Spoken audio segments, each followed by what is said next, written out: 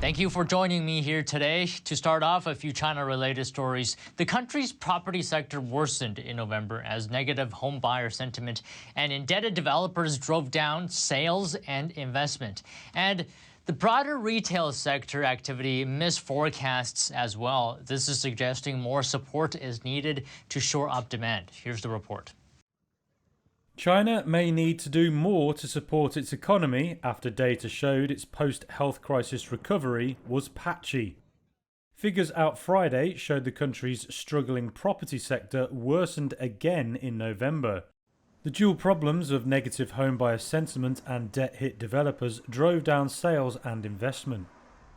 China has struggled with factors including a distressed housing market, local government debt and weaker global demand. And while the Asian giant did grow faster than expected in the third quarter, home demand is still weak.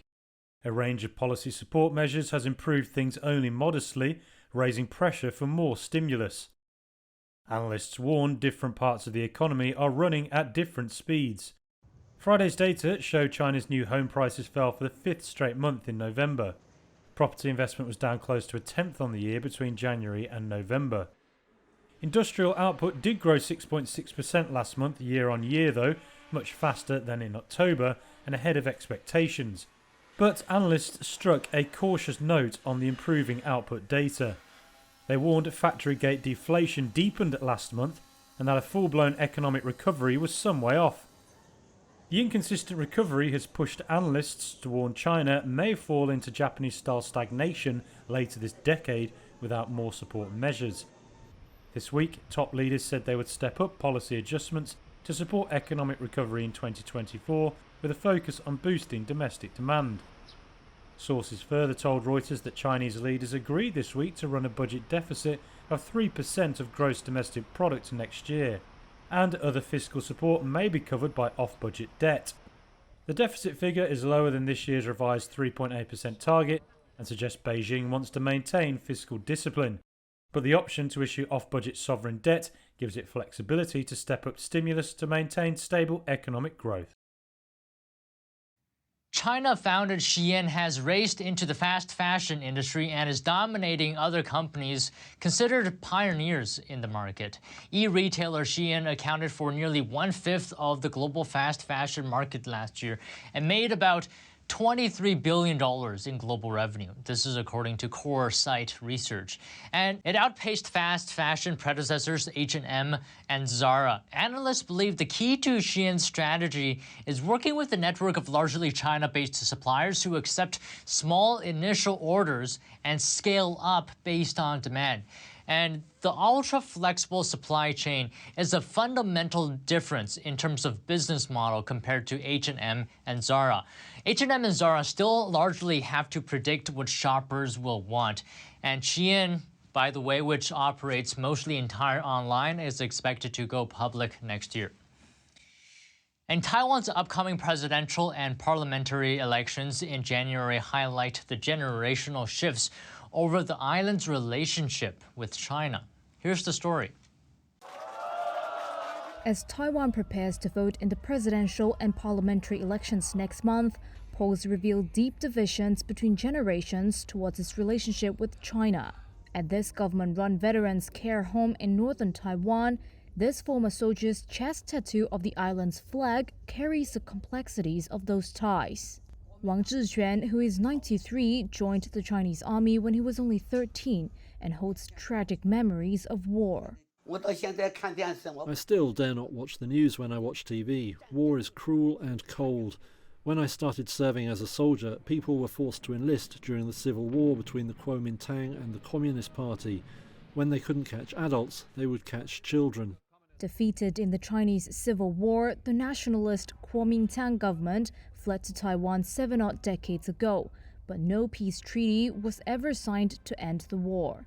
China's communist government has since been pushing for what it calls reunification with Taiwan and has ramped up its military pressure against the island in the past few years, stoking fears of a war that could drag in the United States. Those tensions are dominating election campaigns in the run-up to Taiwan's January 13th ballot. The ruling Democratic Progressive Party champions the island's separate identity from China. But despite moving to Taiwan and later fighting for its island of Kinmen, Wang's sense of identity remains tied to China. Taiwan is a part of China. It has been since the Qing and Ming dynasties. It's a view shared by many from his generation, like fellow care home resident Sun Guoxi. The 110-year-old veteran believes his current government is being provocative. He warns that if a conflict breaks out, the island would be no match for China. Yet their views conflict with mainstream Taiwan, who overwhelmingly view themselves as Taiwanese and not Chinese, according to polls. He is political scientist Song Wen-ti. There is certainly a generational shift. The older generation was a lot more likely to be for unification, and the younger generation a lot less likely. The younger people tend to have a separate, almost distinct Taiwanese national identity as opposed to a more Chinese national identity. So in that sense, the trend lines on support for unification is a downward one, less and less support for unification over time. The main opposition party, the pro-China KMT, has cast the election as a choice between war and peace, a line Beijing has echoed. But as campaigning heats up, some in Taiwan are hoping to mend rifts rather than further the divide. As this 22-year-old says, we can only try our best to understand the others and learn why they might have certain ideas. Even if we can't agree with each other, as humans, we should still be able to talk normally. And the S&P 500 closed higher on Thursday on optimism that borrowing costs will decrease going into next year after a dovish pivot by the U.S. Federal Reserve. Here's a quick market recap. Stocks finished higher Thursday, with the Dow notching its second straight record high close, as hopes that borrowing rates will come down next year fueled another day of gains.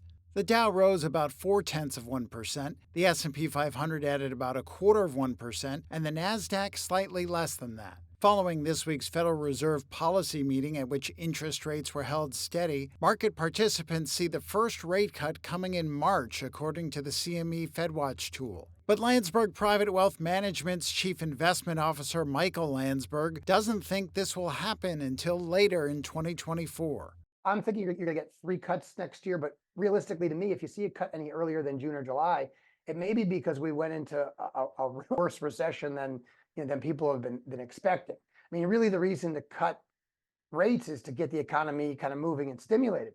The data that's come out, whether it's retail sales or some of these other things, haven't been bad. And so it's tough to make the argument that we need rate cuts.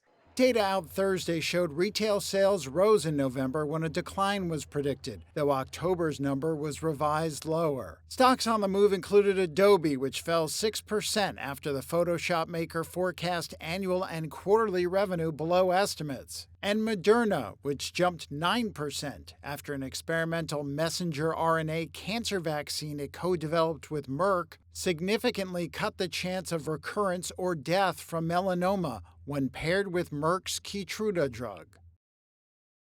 Meanwhile, a wave of bankruptcy may ride into the new year. More businesses in the retail sector are expected to go under as companies face sticky inflation on top of high interest rates.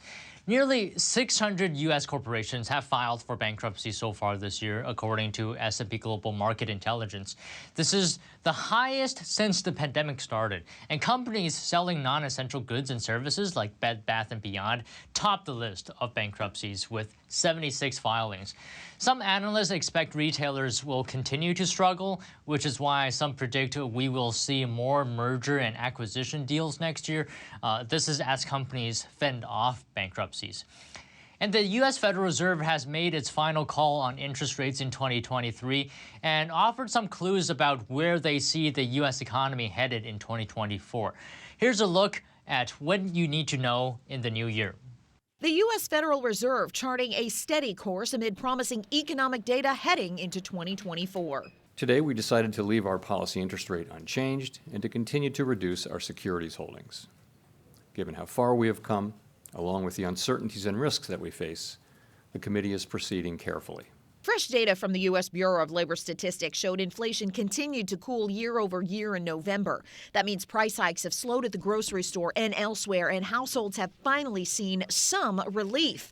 But prices remain higher than pre-pandemic levels. And Mark Zandi, chief economist at Moody's Analytics, says that leaves consumer reaction mixed. Lots of things that people buy, from food to rent to gasoline are up from where they were a few years ago. So I think people are still uncomfortable with that, still trying to digest that. Still, the resilient economy with a steady jobs market and wage growth outpacing inflation has investors feeling bullish about 2024. They expect the economy to continue to grow to avoid an economic downturn, and they're starting to anticipate interest rate cuts by the Federal Reserve, not next month, but by middle of next year. Despite the Fed's plan to keep interest rates higher for longer, there is hope that the Fed's benchmark rate, which is currently at a 22-year high, may soon come down earlier than anticipated.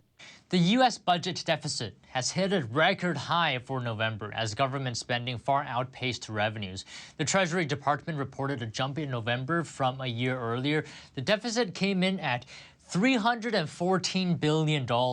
This is a record for the month and the highest since March. Higher interest costs and other outlay spending totaled nearly $600 billion. The biggest expense, accounting for about 20%, went to monthly Social Security payments. Since the new fiscal year started in October, the year-to-date deficit has grown to $381 billion. And we're just weeks away from ringing in a new year. And if you want to end 2023 on a positive financial note, here are a few money moves to consider before this year ends. Here are 5 tips that could help set you up for financial success in 2024. Before you say farewell to 2023, you may want to reflect on your spending and plan for the future. You want to be able to have your ducks in a row. You want to have your finances organized. Here are 5 money moves from financial experts to consider these final days of the year if improving your finances is one of your 2024 resolutions. 1. Look ahead and decide which big purchases you'd like to make next year. Then create a plan to afford that new house, car, or trip. With the Fed expected to cut interest rates next year, economists say you could land lower interest rates by mid-2024. My sense is that interest rates have already come down, and we expect them to fall further when we're talking about a 30-year mortgage or a 5-year fixed rate on the purchase of an automobile. 2. Tackle any lingering debt. Either pay it off now to avoid dragging it into next year, or come up with a plan to pay it off next year. 3. Boost your emergency savings fund. Figure out the most scaled-back amount you need in order to get by month to month. 4. Look back at the year and take inventory of your assets and liabilities. The cash that you have, your investment accounts, your properties, have a list of all of those assets, and then have a list of the liabilities. If you owe on a car, if you know how much you owe on your mortgage, if you have any credit card debt. And 5. Plan to invest. Decide how much you'll invest next year and in what. You really want to try your best to still continue to put money into your account, whether it be your 401k, your Roth IRA, or any sort of retirement vehicles.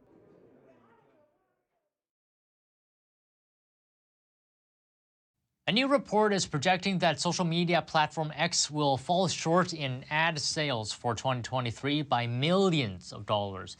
The company formerly known as Twitter is expected to rake in about $2.5 billion in ad revenue this year. This is according to a report by Bloomberg News. The company had estimated about $500,000 more, actually. And compared to the numbers to past years, reported data found that X pulled in nearly $5 billion from the second half of 2021 and the first half of 2022. Several major companies have paused advertising on X, including Comcast and Walt Disney, over issues with anti-Semitic posts. X has responded to the report, arguing it gives a, quote, incomplete view of the entire business, and the information used did not provide comprehensive details. And U.S. retail sales unexpectedly rose in November as the holiday shopping season got off to a brisk start, and this is amid deep discounting, likely keeping the economy on a moderate growth path this quarter, and as well as further alleviating fears of a recession. Here's the report.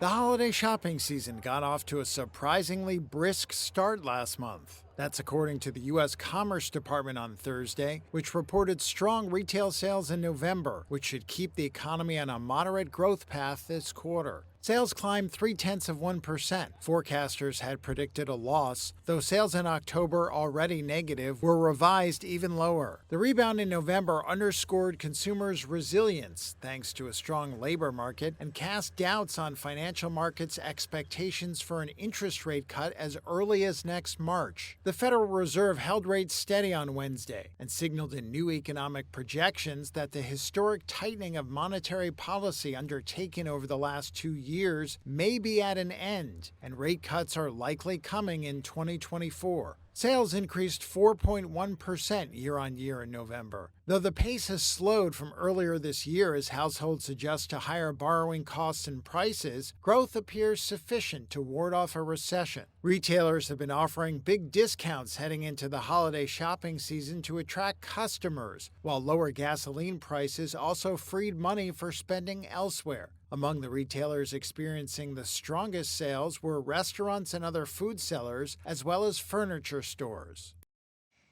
Meanwhile, Apple has joined the ranks of rival Google when it comes to sharing app data about users. The tech giant now requires a judge's order to hand over information about its customers' push notifications to law enforcement. The new policy has not been officially announced, but has shown up on Apple's public law enforcement guidelines.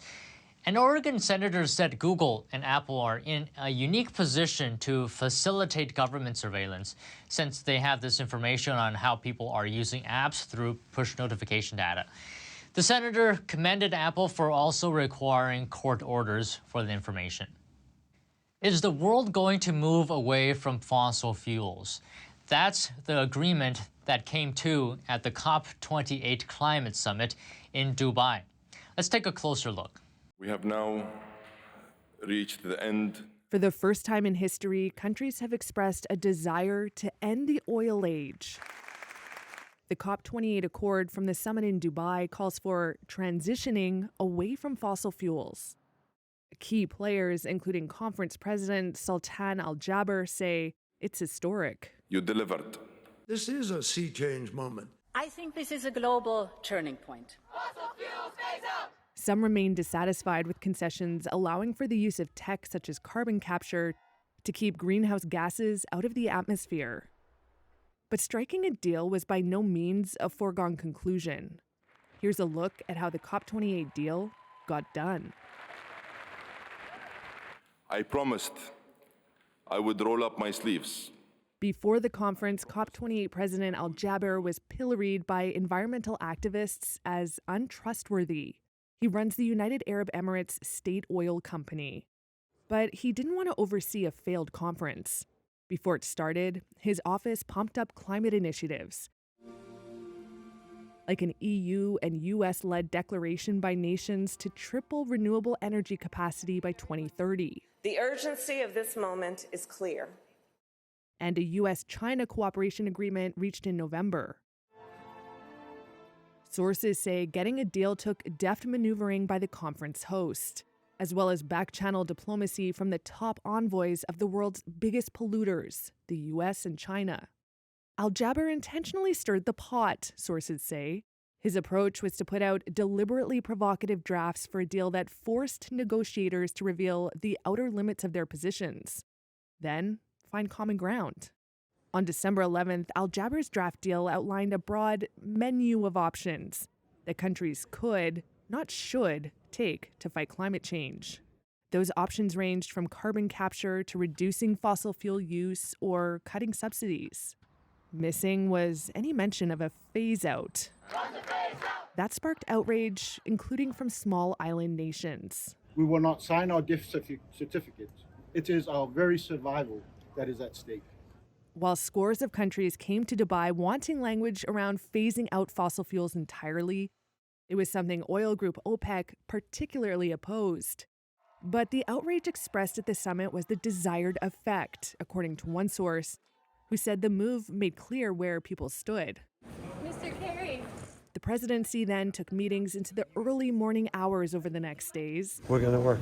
What's going on? And did not release an updated draft until December 13th, a day after the summit's scheduled end. The term phase out remained a red line that some like China and Saudi Arabia would never accept. So U.S. envoy John Kerry and his Chinese counterpart Xie Jinhua found a workaround. They already had a roadmap from their recent climate cooperation in November. Use words that essentially mean the same thing as phase out. With China and the U.S. aligned, it was just a matter of getting OPEC on board. One source said it was Kerry, China, and the Saudis that played a constructive role at the 11th hour. A source familiar with the negotiations said the final flurry of diplomacy ensured the deal would pass. And finally, recession risks are falling. Economists, analysts, and experts are predicting the U.S. could be headed for a soft landing. I spoke to a market strategist to find out his view on the outlook of the economy heading into next year. And now joining us is Sam Burns, Chief Strategist at Mill Street Research. So Sam, Powell the other day said that he's seeing significant progress in terms of inflation. From the market perspective, it seems like no recession is in sight. So are we going to see the coveted soft landing?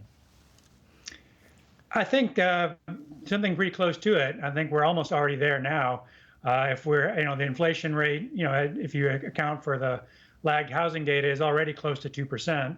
And real growth is running around 2% or so right now. So that's pretty close to a soft landing already. And I think as we get into next year, we'll be in that scenario, at least for a little while. I think the greater risk is that we get, a slowdown more than increase in inflation or growth. But yeah, I think right now we're looking like pretty close to a soft landing. But Sam, how can we have a soft landing when, if we look at historical record, every time the Fed, when it has engaged in this sort of a hiking campaign, that we've always had a recession? So, what's different this time? Well, I think there's two things. The big thing that's different this time is fiscal policy. That the infrastructure and kind of spending plans that came into effect in 2022 and then earlier this year have really helped kind of offset a lot of what the Fed has done in terms of tightening policy. Fiscal policy has been relatively stimulative and helping build productive capacity in the economy, which helps bring inflation down kind of over the longer term.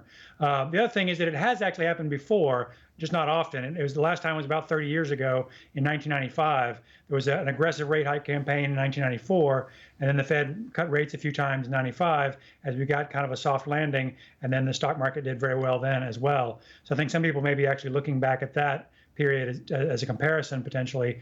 So it's just written rare, but it has happened before. But Sam, explain to us how all these recessionary indicators, for example, the yield curve inversions and other things as well. This forecasts a recession, no?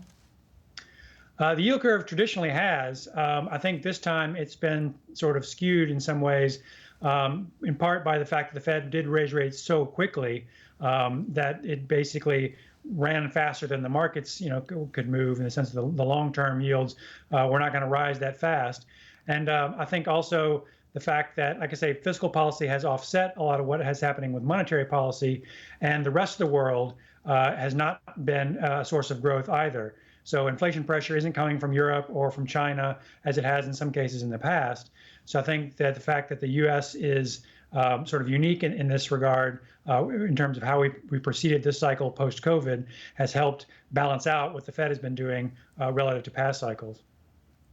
And another thing is, if we look into the past, when the Fed usually cuts rates, and it seems like, according to projections, we may be getting 3 of them next year. And whenever we see that, it aligns with some kind of economic downturn. What are your thoughts on that?